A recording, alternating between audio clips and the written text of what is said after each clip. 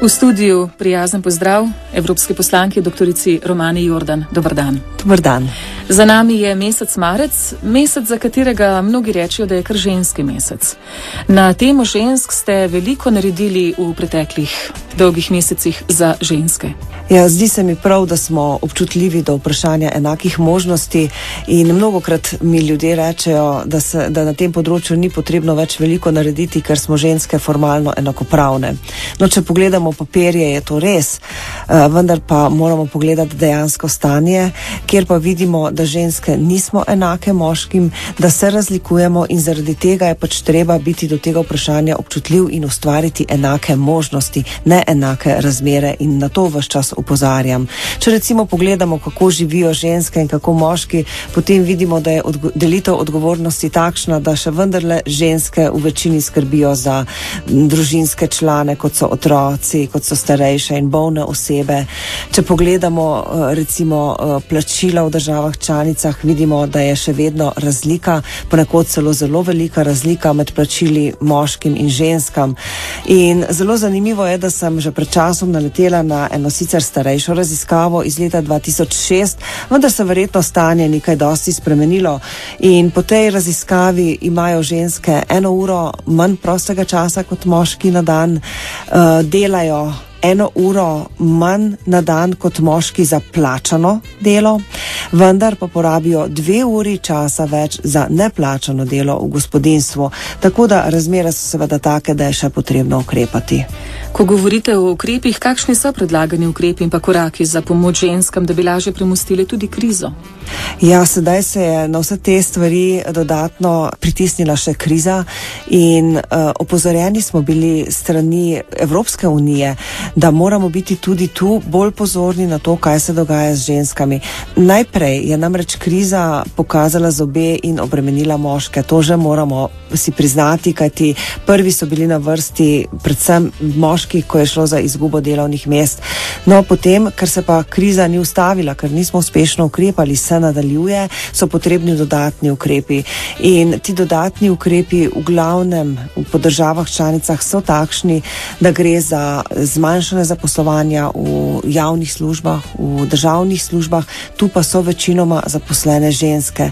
Poleg tega so ti krizi na finančnem področju takšni, da gre za zmanjšanje socialnih pravic in tu so tudi v večji meri udeležene ženske. Zdaj, jaz ne želim reči, da žensk ne smemo obremeniti. Vsi moramo stisniti pasove, vendar pa moramo paziti, da je obremenitev po populaciji pravično porazdeljena. Zakaj se vi najbolj zavzemate v sklopu svojega dela v Evropskem parlamentu? Ja, jaz pravim, da vsaka ženska mora najprej delati na tistem področju, za katerega je odgovorna, za katerega ima znanje, in jaz sama seveda delam na področju raziskav, energetike, okolja, podnebnih sprememb, vendar pa kot ženska čutim neko dolžnost, da tudi na to plat pri oblikovanju politik opozorim. In tako recimo, ko govorimo o energetski politiki, velikokrat omenim tudi, da moramo paziti, kako oblikujemo notranji trg, da bodo cene energije takšne, da si jih bodo gospodinjstva še lahko privoščila. Velikokrat namreč prav ženske smo tiste, ki plačujemo ogrevanje, elektriko.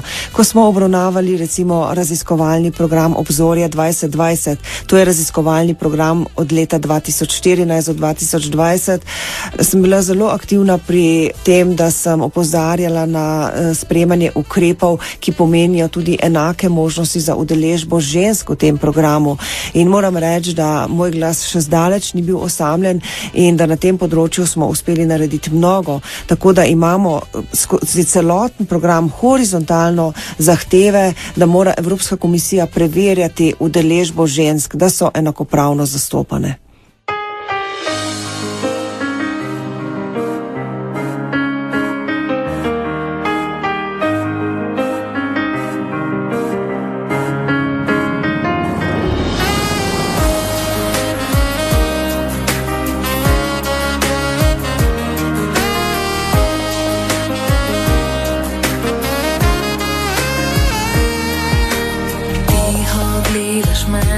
Le kako naj ti povem, ves sijaj besed, nekje v vetru je ujet, ko vsaj malo bi, zna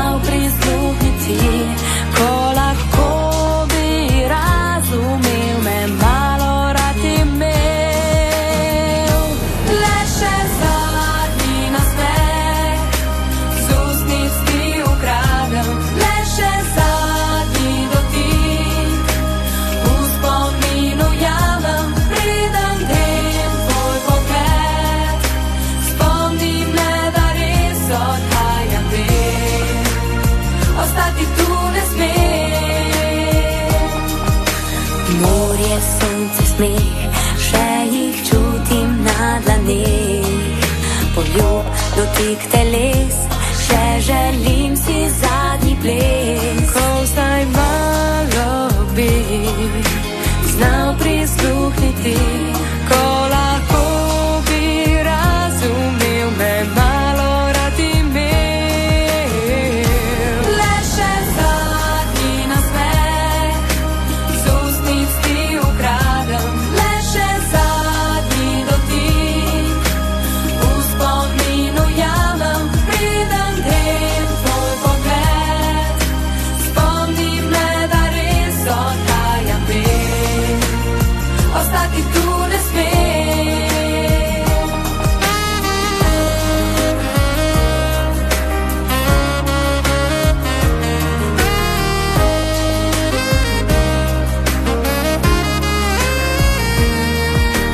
Meni lahko, srce je ranjeno, še si te želi, a za naju ni moči. Ne, ni. Le še zadnji nasmeh, le še zadnji dotik, le še zadnji nasmeh, z ustnic ti ukradem. Le še zadnji dotik, v spominu jamem, preden grem tvoj pogled. Spomni me, da res odhajam ven, ostati tu ne smem. Le še zadnji nasmeh, z ustnic ti ukradem. Le še zadnji dotik, v spominu jamem, preden grem tvoj pogled. Spomni me, da res odhajam ven, ostati tu ne smem. Ne nič več se ne bom, teh ustnic dotaknila. Ne nič več se ne več, v tvoj objem privila. Preden grem tvoj pogled. Spomni me, da res odhajam ven, ostati tu ne smem. Ostati tu ne smem. V našem studiu je evropska poslanka gospa doktorica Romana Jordan. Ko govoriva o ženskah, je zanimivo, tudi našo vlado ste pred kratkim spodbudili k prav posebni raziskavi. Nam lahko poveste več? Ja, res je. Službo vlade za enake možnosti in evropsko koordinacijo sem pozvala oziroma sem povabila naj pripravi raziskavo o tem, kako je kriza udarila po ženskah, po ženski populaciji. Kajti podobna raziskava je bila narejena, vendar samo okvirna za Evropsko unijo. Samo nekaj držav je bilo vzetih za vzorec v tej raziskavi in ta raziskava je pokazala zanimive rezultate, je pokazala, da moramo biti občutljivi za ta vidik. In seveda preverjati, ali je breme krize res pravično porazdeljeno, ne moremo, če ne vemo, kako pravzaprav ti ukrepi in kako celotna kriza deluje tudi na žensko populacijo. Zato sem dejala, da je treba opraviti neko študijo. Saj veste, to ni treba zdaj naročiti nekemu zunanjemu izvajalcu, neke drage študije in v bistvu zapravljati denar za to. Tu morajo biti usposobljeni ljudje na vladi, da to naredijo, v ministrstvu, da to naredijo. In ko bomo imeli specifično situacijo za Slovenijo poznano, bo potem to služil tudi kot nek vhodni podatek tako vladi, kot tudi poslancem, ki bojo sprejemali nadaljne ukrepe, kako iziti iz te krize v Sloveniji. Evropska raziskava je samo nek uvod, neka splošna raziskava. Mi pa moramo poznati specifično situacijo, kajti Slovenija sicer je Evropska unija, seveda pa imamo svoje posebnosti. In kakšen je bil odgovor strani vlade oziroma tega urada? Zaenkrat odgovora še nisem prejela. Jaz upam, da bom prijetno presenečena, ko bom nekega dne videla, da so to študijo res opravili. Mislim pa, da bi bilo dobro, da bi tudi poslanci v Državnem zboru zahtevali, da se kaj takega opravi in da bi na te vidike pazili, ko sprejemajo zakonodajo. Mogoče še evropska poslanka, glede nasilja nad ženskami, tudi to stanje, saj se govori, pa me zanima vaše stališče in pa zakaj se se vi zauzemate? Ja, nasilje nad ženskami je še ena tema, ki se velikokrat omenja, kadar govorimo o ženskah, kadar govorimo o enakih možnostih. Na evropskem nivoju pravzaprav nimamo drugih pristojnosti, kot da na to opozarjamo, da poskušamo, da so ukrepi držav članic koordinirani, zaradi tega, da imajo potem tudi boljše rezultate. Mislim pa, da je to, kar jaz delam, predvsem pomembno zaradi osveščanja, da ljudje vedo, da se to dogaja in da so občutljivi za take stvari, da razumejo, da je nasilje nekaj, kar ima ničelno toleranco, da so pripravljeni ukrepati, če to nasilje vidijo. Se pa že kaže tudi sedaj, ko je čas krize, že nekaj let kriza traja, da se nasilje nad ženskami tudi zaradi krize povečuje. In zelo zanimivo je bilo, ko sem gledala pa eno drugo raziskavo, ki jo je pa opravil Eurostat, to je statistični urad Evropske unije, kjer se Slovenci tega vidika zelo zavedamo. In veliko Slovencev meni, ko gledajo vidik enakih možnosti in krize, da je prav povečanje nasilja nad ženskami eden od tistih trpkih rezultatov, ki so posledica krize. Tako da mislim, da smo Slovenci v tej smeri kar dobro osveščeni, imamo tudi mrežo zatočišč in jaz upam, da zaradi varčevalnih ukrepov ne bomo postali manj občutljivi do nasilja. Ko govorimo o ženskih težavah, velikokrat zamenjujemo enakovrednost, enakopravnost. Ženska naj bo ženska, moški naj bo moški. Kakšno je pa tu stališče tudi znotraj Evropskega parlamenta? Ja, tu bi govorila predvsem jaz o svojem stališču. Tudi jaz se absolutno strinjam z vami. Ne želim si, da bi postali moški in ženske enaki in zato sem tudi rekla, da moramo sprejemati nas take, kot smo.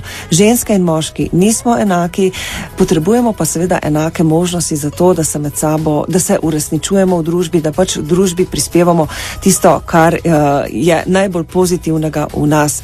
In zaradi tega tudi pravim, da ko govorimo o raznih kvotah, da jaz se zauzemam za kvote, kajti če imamo neke standardne vzorce v družbi, potem pač čez ta kadrovski sistem, čez te kadrovske filtre, pač pridejo ljudje z nekimi tipično določenimi lastnostmi. Zdaj, če mi želimo več žensk, recimo v politiki, če želimo več žensk na vodilnih položajih, potem jih verjetno želimo zaradi tega, ker imajo neke komplementarne lastnosti, ki želimo, da bi bile bolj poudarjene. In zato moramo paziti, da omogočimo napredovanje, rasti, napredek tudi takim osebam, takim ženskam in moškim in zaradi tega pravim, da si želim razvoj družbe v to smer. Podpisnica več izjav ste, pa se stvari premikajo. Je vaš glas, seveda v pomoči še ostalih vaših kolegov znotraj Evropskega parlamenta, dovolj močan, da v kakšnem zakonu pa kaj tudi premakne? Ja, jaz mislim, da stvari se premikajo in sem optimistična. Prej sem vam omenila primer raziskovalnega programa Obzorje 2020, ki je tipičen primer. Lahko omenim tudi recimo prisotnost žensk v politiki, tudi v Sloveniji, ki se je zelo povečala. Jaz upam, da se bodo začeli kazati kdaj v prihodnosti tudi rezultati, ampak že spet opozarjam, ženske kot tisti komplementaren pol, ki predstavljajo dejansko neko alternativo, ne ženska, ki je postavljena strani moških zato, da vodi naprej moško politiko. V tem vidim jaz prednost. In recimo, če pogledamo Evropski parlament, nas je bilo v prejšnjem mandatu 30%, zdaj nas je 35%, v Evropski komisiji, kjer se je predsednik komisije Barozo zelo zavzel za večjo prisotnost žensk, je 33% komisark, tako da se premika. Torej, v družbi naj bo uravnoteženo. Tako, tega si želim in nikoli ne govorim, da so ženske boljše od moških, ampak pravim, da moramo pri vseh pač poudariti tiste najboljše lastnosti. Da se dopolnjujemo. Hvala lepa za pogovor in za te nove ukrepe, za katere se zauzemate znotraj Evropskega parlamenta, tudi za našo boljšo družbo. Hvala. Hvala tudi vam, hvala Radio Ognjišče.